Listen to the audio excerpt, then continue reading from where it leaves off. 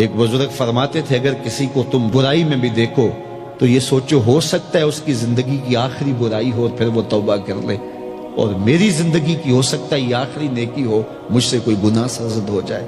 کتنے لوگ ہیں جو مرتبہ کمال پہ پہنچے لڑک گئے، بڑے بڑے لوگ تھے لیکن انجام ٹھیک نہیں ہوا۔ بلعم بن باورا کی مثال ہمارے سامنے موجود ہے۔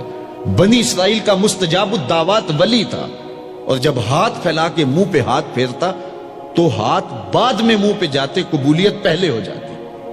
لیکن اسی کے بارے میں قرآن نے کہا نا، مثلہ کمثل الکلب، اس کی مثال کتے کی مثال ہے۔ زبان لٹک گئی تھی، زمین چاٹتا تھا، چونکہ اس کے ہاتھ نبی کے خلاف اٹھ گئے تھے۔ اس نے سمجھا تھا میں مستجاب الدعوات ہو گیا ہوں، اب جو چاہوں جس کے بارے چاہوں بد دعا کر دوں، لیکن بد دعا اپنے حق میں نکل گئی، زبان لٹک گئی۔ اس لیے میاں صاحب بولے، پڑھنے اتے مان کرینا نہ آکھی میں پڑھیا، او جبار کہار صداوے متا روڑ دیوے دودھ کڑیا۔ تو اس لیے ہر وقت ڈرتے رہو۔ ابھی ملیکہ کہتے ہیں میں نے 30 اصحاب رسول سے ملاقات کی ہے، 30 اصحاب رسول سے، تو میں نے ہر شخص کو فکر مند پایا ہے۔ وہ کہتے تھے ہمارا انجام ٹھیک ہو جائے، انجام ٹھیک ہو جائے۔ حضرت سیدنا ابو بکر صدیق رضی اللہ تعالیٰ عنہ، جن کے بارے میں میرے رسول کی زبان سے لفظ نکلے، ابو بکر فی الجنہ، ابو بکر جنتی ہے، لیکن وہ کہتے ہیں ایک چڑیا کو دیکھ کے شاخ پہ بیٹھی ہے، کہا واہ چڑیا کتنی موج ہے تجھے، ایک شاخ سے اڑتی ہے دوسری شاخ پہ بیٹھ جاتی ہے، اور قیامت کے دن تیرا حساب بھی نہیں ہوگا، پھنسے تو ہم ہیں جن کا حساب ہوگا۔ یہ وہ لوگ ہیں جن کی زندگی دیکھیے، ان الشیطان یفر من ذل عمر، عمر وہ ہے جس کے سائے سے شیطان بھی بھاگتا ہے، لیکن وہ کہتے ہیں کاش میں مٹی کا ڈھیلا ہوتا۔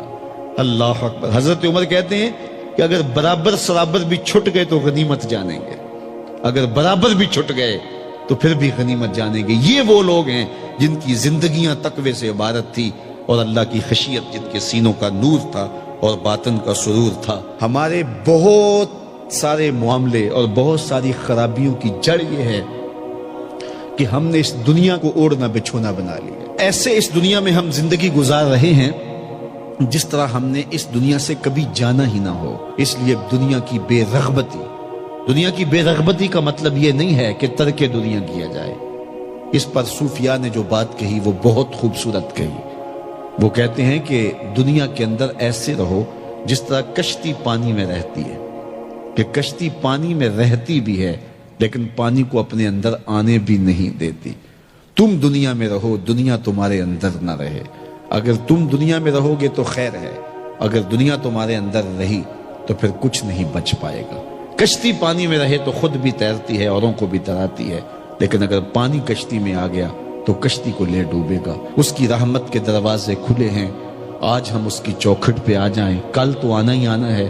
پھر جو کفن میں منہ چھپا چھپا کے آتے پھریں گے، کیا اچھا ہو کہ خود کھلے منہ سے اس کی رحمت کے دروازوں پہ آ جائیں۔ اس کی رحمتیں آواز دے رہی ہیں، یا ایھا الانسان، او بھاگنے والے انسان، او نسیان کے پتلے، او بھولے ہوئے، او بھٹکے ہوئے، راستہ چھوڑ کے جانے والے، مالک کی رحمت کی آغوش کو ترک کر دینے والے، آجا پلٹ کے، ما غرک بربک الکریم، آجا تیرا رب بڑا ہی کریم ہے۔ قبل اس سے وہ ماننے سے انکار کر دے، توبہ کا دروازہ بند ہو جائے، سورج مغرب سے طلوع ہو جائے، پھر بندہ ہاتھ کاٹے۔ کسی نے چیخ چیخ کے مجھے کہا تھا، کوئی رو رو کے ترلے منتیں کر کے مجھے کہتا تھا، میں اس کی بات کو نہ سنا، کاش کہ اس کی پکار کو سن لیا ہوتا، اس کی آواز پہ لبیک کہہ دیا ہوتا، اور میں اس کے ساتھ چل پڑتا، اور وہ مجھے انگلی تھام کر محمد عربی کی چوکھٹ پہ پہنچا دیتا، تو آج یہ رسوائیاں میرا مقدر نہ ہوتی۔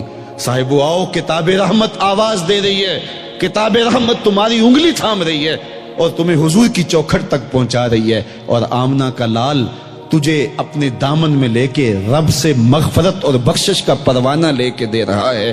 مجرم ہو تو منہ اشکوں سے دھوتے چلے آؤ، آؤ در تواب پہ روتے چلے آؤ، قرآن میں مذکور ہے بخشش کا طریقہ، سرکار کی دہلیز سے ہوتے چلے آؤ۔